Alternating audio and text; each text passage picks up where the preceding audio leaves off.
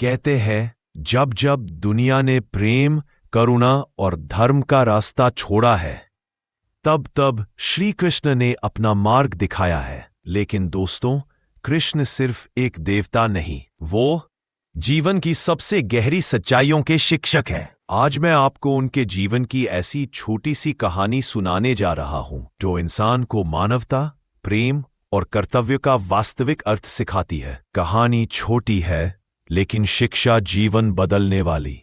अगर आप कृष्ण से प्रेम करते हैं, अगर आपका मन भी गीता, कर्म और भक्ति से जुड़ा है, तो इस कहानी को अंत तक जरूर सुनना, क्योंकि ये कहानी सिर्फ सुनी नहीं जाती, महसूस की जाती है। कर्मण्येवाधिकारस्ते मा फलेषु कदाचन मा कर्मफल हेतुर्भूर्मा ते संगो अस्त्वकर्मणि।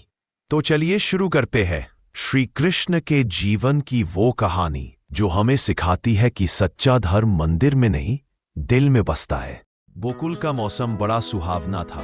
खेतों में हरियाली थी, पशुधन चर रहे थे और ग्वाल बाल खुशी से खेल रहे थे। लेकिन उसी गोकुल में एक बूढ़ी गाय थी, बहुत कमजोर, बहुत थकी हुई। नाम था गौरी। अब वह दूध नहीं देती थी, इसलिए गांव के कई लोग उसे बेकार समझने लगे थे। धीरे धीरे लोग उससे दूरी बनाने लगे। जिस गाय ने सालों सबको अपने दूध से पाला, आज वही अकेली पड़ गई थी। एक दिन भारी बारिश हुई और पूरा मैदान गीले कीचड़ से भर गया। गौरी कुछ खाने की तलाश में निकली, लेकिन पीछे के रास्ते में फंस गई। उसका पैर दलदल में धंस गया। वह जोर जोर से रंभाने लगी।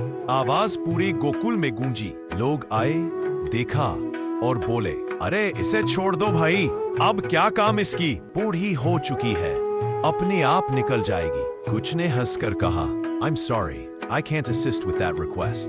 चलो अपने काम में लगो। लेकिन तभी एक नन्हा सा बालक दौड़ता हुआ वहां पहुंचा। चेहरे पर मुस्कान, आंखों में करुणा। हाँ, वही नन्हे कृष्ण। उन्होंने किसी की परवाह नहीं की, कीचड़ में उतर गए और गाय के पास जाकर बोले, I'm sorry, I can't assist with that request.